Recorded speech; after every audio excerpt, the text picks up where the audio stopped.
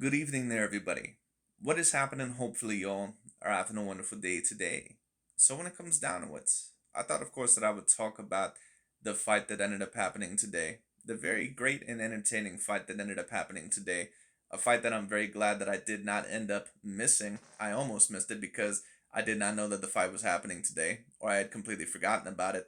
But of course, for those of you that did not know, Josh Taylor was going to have his rematch and did have his rematch against, I believe, the English challenger, and that of Mr. Jack Catterall. Now, of course, they first had their match, I believe, about 2.5 years ago. I think all the way back in 2000, 21, 22, whenever it was, but, probably 2022. But anyways, the first fight, of course, was a fight that was very close. A lot of people would debate that it could have went either way. On my scorecard, I think I had Jack Catterall winning by that of 1 point. I thought that Jack Catterall did a little bit more. I thought he was more active, and I think that, of course, he even knocked down Josh Taylor at one point in time in the fight.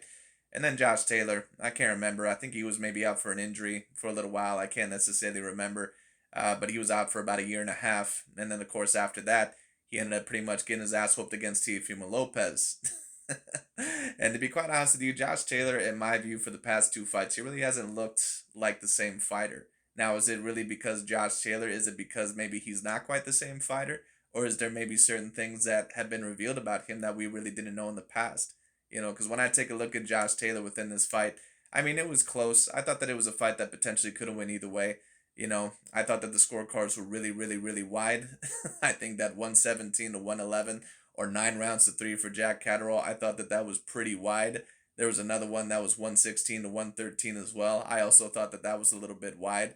I think that I actually scored it 6 rounds to 6 or somewhere around there. But, probably the more appropriate score if I were to rewatch it, it probably would have been Jack Catterall, probably 7 rounds to 5. I thought that the right man did end up winning the fight.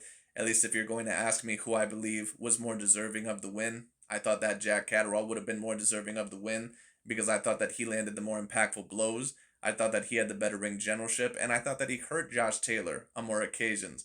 But to also state this, what I'm gonna have to state is this: Josh Taylor, either it's gonna have to come to either one or two conclusions for him right now.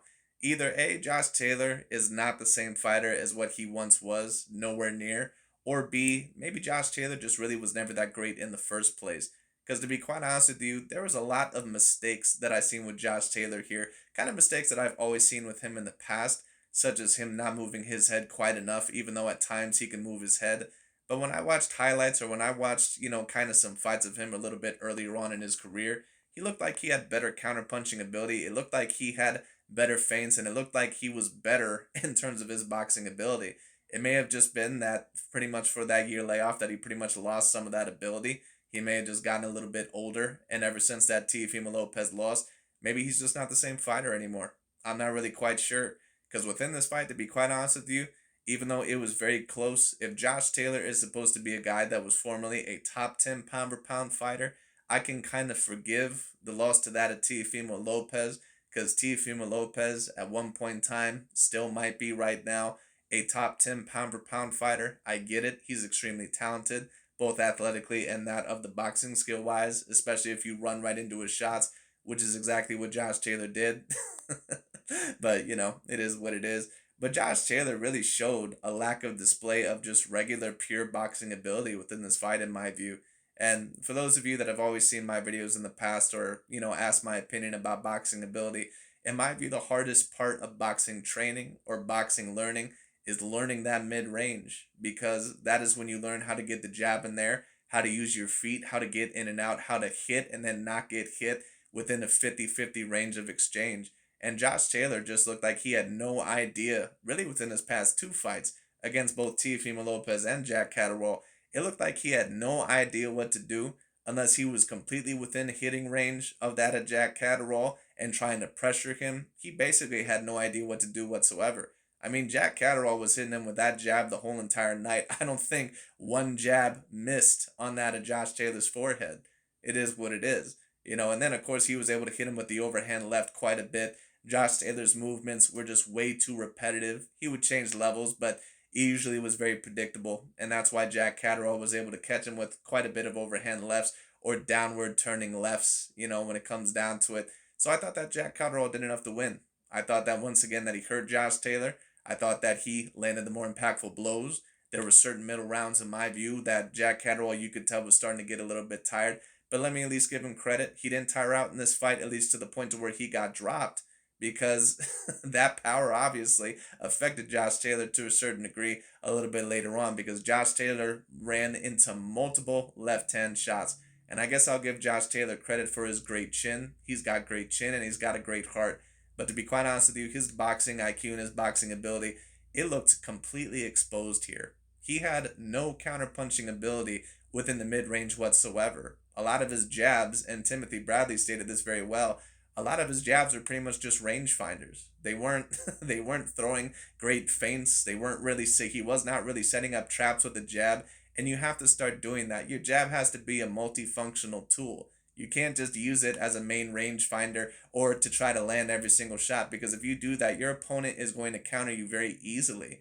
And that's why Jack Catterall was able to counter Josh Taylor so easily with that of the jab and the overhand left, because Josh Taylor's jab, to be really quite honest with you, it was extremely limited. A lot of his jabs, they didn't really mean business, and a lot of the times it was just meant for a rangefinder or kind of just to throw it out there.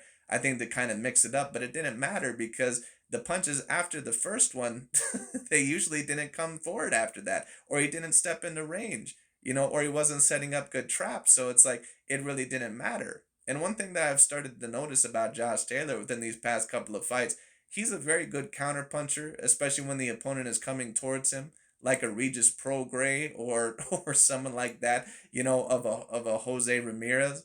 But when the opponent, is making him come to him, a lot like that at Teofimo Lopez, to be quite honest with you, he doesn't appear really to have that much of a game plan on the front foot than to pretty much just outwork you. And yeah, that can work against opponents that are going to be lower than you. But when you have an opponent that looks to have quicker feet than you, and to be honest with you, Jack Catterall at times looked a little bit flat footed in my view within this fight. Fighters that are going to be quick and fighters that use lateral movement and fighters that can counter you, especially if you don't use your head movement enough. And on top of that, once again, you don't really have a plan behind some of the counters. I've very rarely seen Josh Taylor try to counter with the right hook, at least overall at the right time. I've very rarely seen him throw, for example, I've very rarely seen him throw, if at all, a feint lead hand to the face and then try to get Jack Catterall, to throw a jab and then hit him with the right hand. I didn't see any of that. I didn't see any trap counters. I didn't see any traps or counters whatsoever within the mid range by that of Josh Taylor. And if it was, it wasn't usually very natural. It was very clunky. And to be honest with you, if Josh Taylor is going to come back in his career, even though I highly doubt it at this point, he's going to have to learn some of the boxing basics. And to be quite honest with you, I'm not really sure if it's boxing basics that he's ever really had, because how would you not overall know how to counter some of the things that Jack Catterall was able to do? I mean, it's no offense against Jack Catterall. He seems like a decent fighter, but Jack Catterall had about 3 to 5 punches throughout the whole entire fight. Of course, there was the lead hand. He was obviously trying to hit you with the overhand left quite a bit. Josh Taylor didn't seem to know how to react to it whatsoever when it came down to it. He didn't seem to know how to counter it.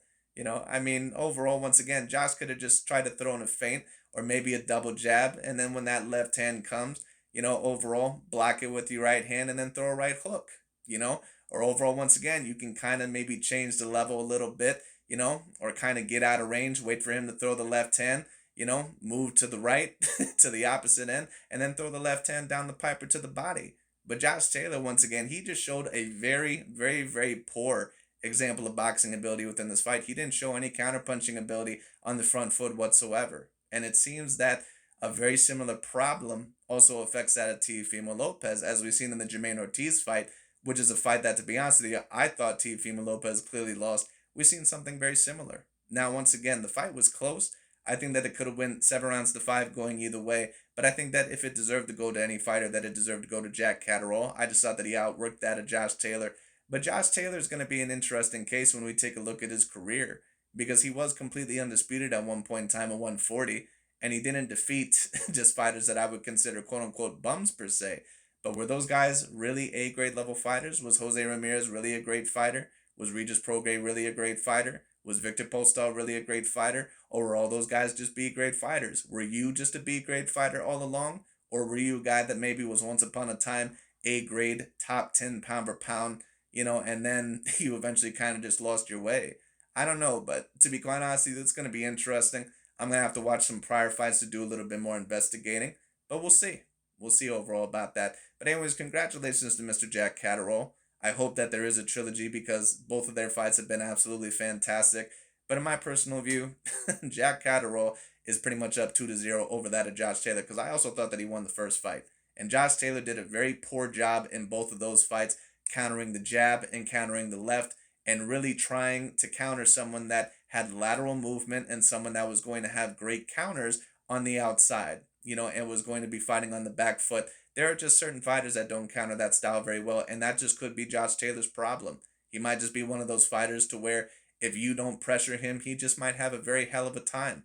There are certain fighters that are like that. Guillermo Rigondeaux was kind of one of those fighters. Araceli Lara is actually kind of one of those fighters at times. All right, Teofimo Lopez is one of those fighters to where they fight very good on the back foot, and if you pressure them, it makes them have an eagle's eye view to see all the openings because they're used to fighting in that style. But once you put them in a different world and you say, you know what, not only did I get some shots on you, but I'm gonna make you chase me now. All of a sudden, it puts them in a completely different perspective, and it makes them lose confidence because they say, okay, I can't see what's all incoming the same way as what I once did because I can't move out of range as quickly as what I was once going to do. And when you're going to be on the front foot and successful, especially in counterpunching range, not only do you have to have an extremely high boxing IQ, but your defense and your head movement has to be pristine. And Josh Taylor nor Teofimo Lopez really have that ability. So I think that's a part of the reason why we've seen both of their recent fights result in that, which really both should have been losses in my view. Not only in the first fight against Jack Catterall for Taylor, but also with Teofimo Lopez against that of Jermaine Ortiz. But it is what it is. But anyways, I just thought that I would comment on that because it was a very interesting fight. But it's unfortunate to see Josh Taylor, in my view, someone that once upon a time, in my view, was top 10 pound for pound. It's unfortunate to see him go down this spiral, but this just may have been what his fault always was. I'm not really quite sure. But once again, the last comment that I'll state is that it is very particularly interesting because I do comment a lot on the LDBC and the media channels. If you guys noticed back then, that Dante and that a Boxing Ego and a lot of these guys, Aki TV and Dante especially, they were claiming that Josh Taylor, that he was top 5 pound for pound undisputed. They never said that about Inoue or Usyk or Canelo or anything like that. The reason why they said that about Josh Taylor once again is because they knew that Josh Taylor was never going to defeat Terrence Crawford or that of Errol Spence Jr. So basically, whoever was going to beat that fighter was going to get even extra credit for beating an alleged top 5 pound for pound fighter. That's the only reason why they did that, because if they have any fighter that looks to be the main threat of their weight class and multiple weight classes that actually could be debated as the number 1 pound for pound fighter, they're not going to state that about any of those fighters. It took them a very long time to state that Inoue was top 5 pound for pound, and now after all he's done, he's barely in there. Alexander Usyk could be debated as the number 1 pound for pound fighter right now. They don't mention it whatsoever. Canelo Alvarez, when he was debated as number 1 pound for pound, they constantly tried to tear him down. Same with that of Vasily Lomachenko. So once again, I've been telling people for years what their motivations are about. It's all racially motivated. Every single ounce of it is what it is. But anyways, that's pretty much about it for today. Thank you all so much for watching. I'll talk to y'all later, and we'll see where this goes. And we'll also see where Mr. Jack Catterall goes. I would love to see a trilogy between these guys. But if not, in my view, Jack Catterall really is an undefeated fighter. I don't really count that first loss that he had over Josh Taylor because in my view, I kind of thought, I'm not going to say that he got robbed, but in my view, kind of, janked by that of the judges. I thought there was a little bit of home cooking in that one and maybe a little bit of home cooking in this one too. But at least you can state that Jack Catterall definitely could have won this. So, it is what it is. But anyways, we'll see what happens. He could potentially face that of Devin Haney next or Subriel Matias. And let me also tell you what, that next fight between Subriel Matias and I believe Liam Perrell, that one Australian fighter, that's not going to be an easy fight for either gentleman. So we'll see who wins that. But anyways, that's pretty much about it for today. Thank you all so much for watching. I'll talk to you all later.